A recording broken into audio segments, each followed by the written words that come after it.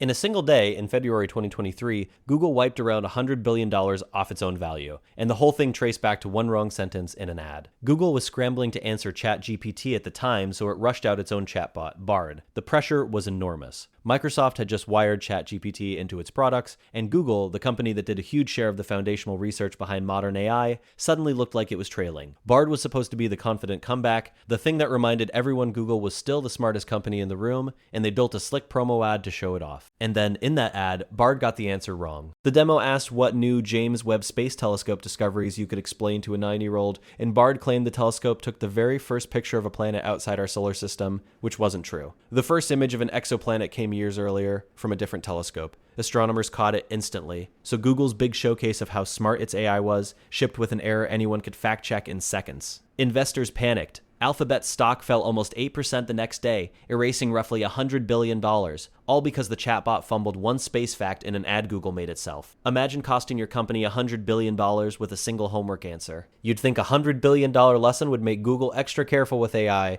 but barely a year later, it found a brand new way to embarrass itself, this time with Gemini. By early 2024, Bard had been rebranded into Gemini, and Google added the ability to generate images. The intention was reasonable enough because AI image tools have a long, documented history of defaulting to one narrow type of person, so Google tried to build in some range. The problem was they overcorrected hard, and the system started forcing diversity into images where it made no historical sense. People asked Gemini for pictures of historical figures and got bizarre, inaccurate results, including the now infamous 1943 German soldier, rendered as a racially diverse group, plus diverse versions of the American founding fathers. It was trying so hard not to be biased that it just rewrote history instead. The screenshots went everywhere, the criticism came from every direction at once, and Google had no good defense. On February 22, 2024, barely weeks after the feature launched, Google paused Gemini's ability to generate images of people entirely while it scrambled to fix the mess. That's 2 AI launches in a row where Google's bid to look like the leader turned into the week's biggest punchline. The most embarrassing product Google ever put on a human face was probably Google Glass. In 2013, Google handed out the Explorer Edition to developers and early adopters for $1,500,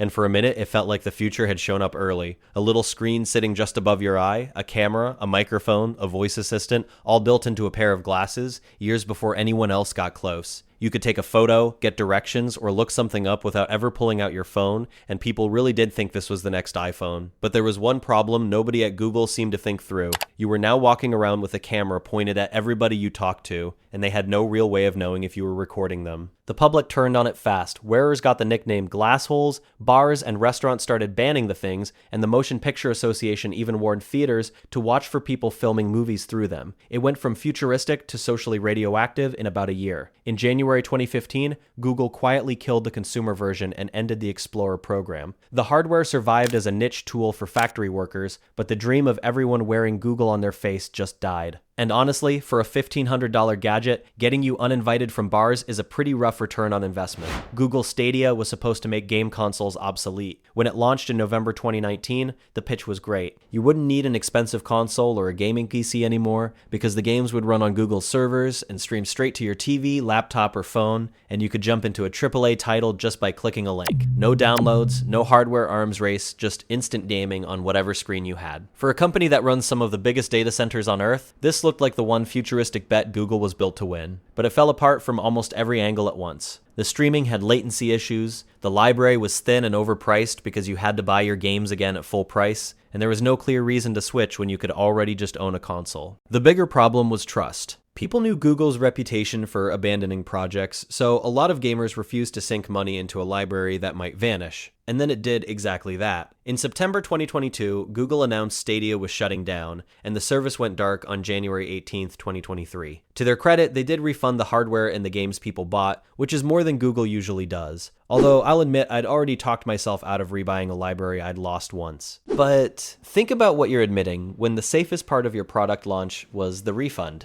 In 2010, Google launched Google Buzz, its first real attempt at a social network bolted directly onto Gmail. On paper, it made sense. Everyone already lived in their inbox, so Google figured it would just turn that inbox into a feed where you could share links, photos, and status updates with the people you talked to most. Instant social network, no sign up required. The catch was that the people you talked to most was the part they automated, and they did it in the worst possible way. When Buzz turned on, it created a public list of your most emailed contacts and showed it to the world. So if you'd been emailing a doctor, an ex, a lawyer, anyone you'd rather keep private, that connection was suddenly visible by default. For some people, that wasn't just awkward, it was dangerous. The backlash was immediate and brutal. The FTC got involved, and in 2011, Google settled charges that it had used deceptive tactics and broken its own privacy promises. That settlement forced Google into 20 years of independent privacy audits, the first time the FTC ever ordered a company to build out a full privacy program. Buzz itself was shut down by the end of 2011. So Google's big social debut lasted under 2 years and left them on privacy probation until 2031. Google Plus was supposed to be the one that finally worked. After Buzz flopped, Google came back in 2011 with a real, full social network meant to take on Facebook head-on, with a slicker design and a clever system called Circles for sorting your friends into groups. The idea wasn't bad. The execution is where it went wrong, because Google decided the way to win was to force it on everyone. They jammed Google Plus into YouTube,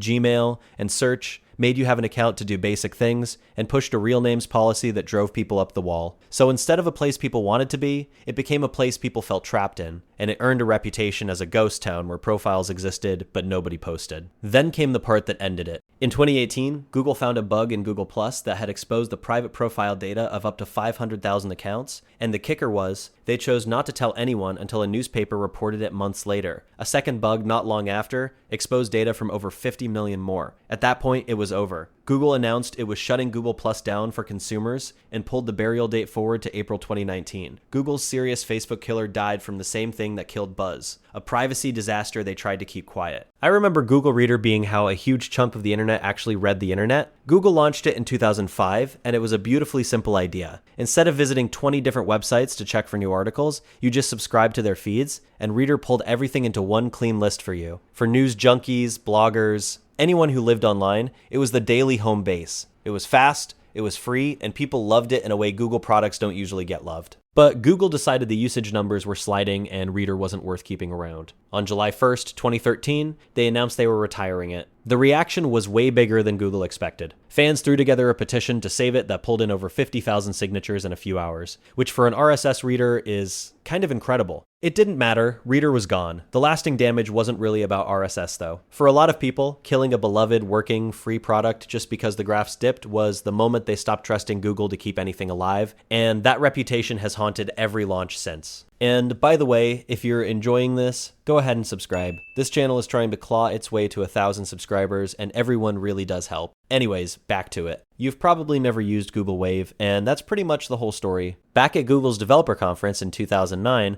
Wave was the thing everyone was buzzing about. It was pitched as a complete reinvention of communication, a single tool that blended email, instant messaging, and live document editing into one shared space where everyone could type at the same time and watch it happen letter by letter. The demo wowed people. It trended worldwide, and Google got around 1 million requests for invites in the first month. The hype was enormous. There was just one catch. Almost nobody could explain what Wave was actually for. People would finally get their invite, log in, stare at this blank collaborative canvas, and go, okay, now what? It tried to replace email, chat, and docs all at once, so it ended up worse than just using those 3 things separately. The network was invite only at first too, so half the time the people you wanted to use it with weren't even on it yet. Adoption cratered, and in August 2010, barely a year after the big reveal, Google announced it was stopping development. So Wave went from the most hyped thing at the conference to a cautionary tale about shipping a solution before you have a problem. The Nexus Q is one of the strangest things Google ever built. It showed up at the 2012 developer conference as this heavy black sphere designed to sit in your living room and stream music and video from your phone to your TV and speakers. Google was so proud of it that they made a point of assembling it in the United States instead of overseas, and they priced it at $299.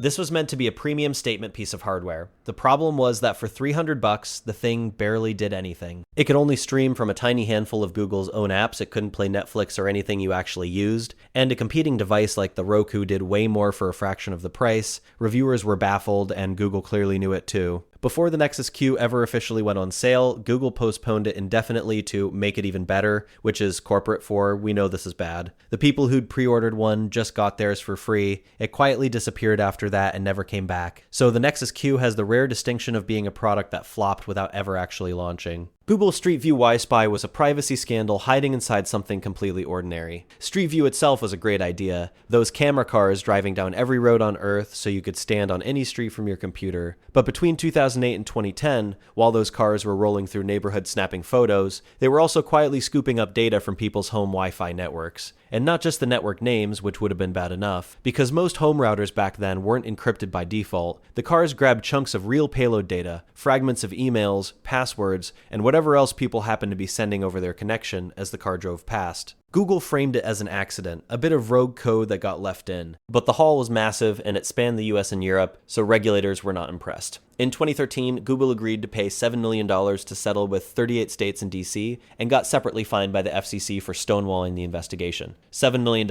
is nothing to Google, a rounding error, but our mapping cars accidentally wiretapped the entire country is a hard headline to walk back. If you're noticing a pattern of Google killing its own products, let me introduce you to its messaging graveyard. For over a decade, Google could not figure out how to make one chat app and stick with it. There was Google Talk, then Hangouts, then in 2016 they launched Allo, the smart new messaging app with the Google Assistant built right in, pitched as the WhatsApp competitor that would finally get it right. People did like Allo's ideas. The smart replies and the built-in assistant were ahead of their time. But Google barely supported it, split its own attention across something like 5 different chat apps at once, and confused everybody about which one they were even supposed to use. Allo got abandoned and officially shut down in 2019, only about 3 years after launch, joining the same pile as Reader, Buzz, and Wave. The running joke became that texting a friend on a Google app was a commitment neither of you should make, because the app probably wouldn't survive the relationship. It's a self-inflicted wound Google somehow keeps reopening. Google killing its own free apps is one thing. The Revolve Hub is the time it killed a $300 device you actually paid to own. Revolve was a smart home startup that made a slick little hub that tied all your different smart home gadgets together. Your lights, your locks, your sensors,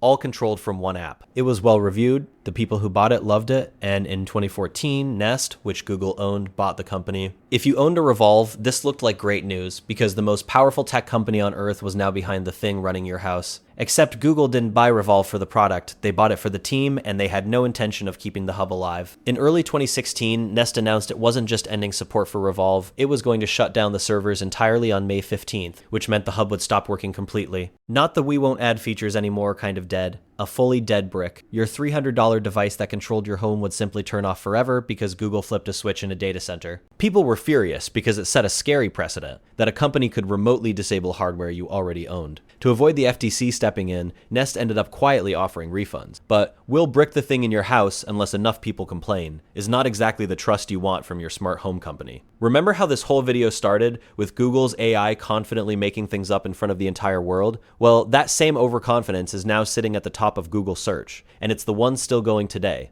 After the Bard and Gemini disasters, Google rolled out AI overviews in May 2024, and unlike a niche chatbot, this one went straight into the thing nearly everyone on Earth uses. The idea was that instead of clicking links, you'd get an AI written answer summarized right at the top of your results. Fast, clean, done. And for simple questions, it sometimes worked fine, but because it was scraping the whole internet, jokes and sarcasm included, it started confidently presenting insane things as fact to billions of people. It told users that to keep cheese from sliding off pizza, they could mix in about 1/8 of a cup of non-toxic glue. It told people that eating one small rock a day was good for you, citing vitamins and minerals. These weren't buried in some experimental app, they were sitting at the very top of Google search, presented as the official answer. The screenshots went viral instantly. Even Google's AI competitors were openly laughing about it, and Google had to scramble to manually strip out the worst responses. And today, AI Overviews is still there, still occasionally making things up, because Google has decided this is the future of search, whether it works reliably or not. So the company that spent 25 years being the place you trust for answers is now the place that might tell you to eat a rock, and they're doubling down on it. So let me know in the comments which Google flop you actually used and missed, or which one you completely forgot even existed. If you made it this far, you clearly like this kind of thing. So subscribe, we're trying to hit 1,000 subscribers, and we're honestly not that close yet. And thank you for watching.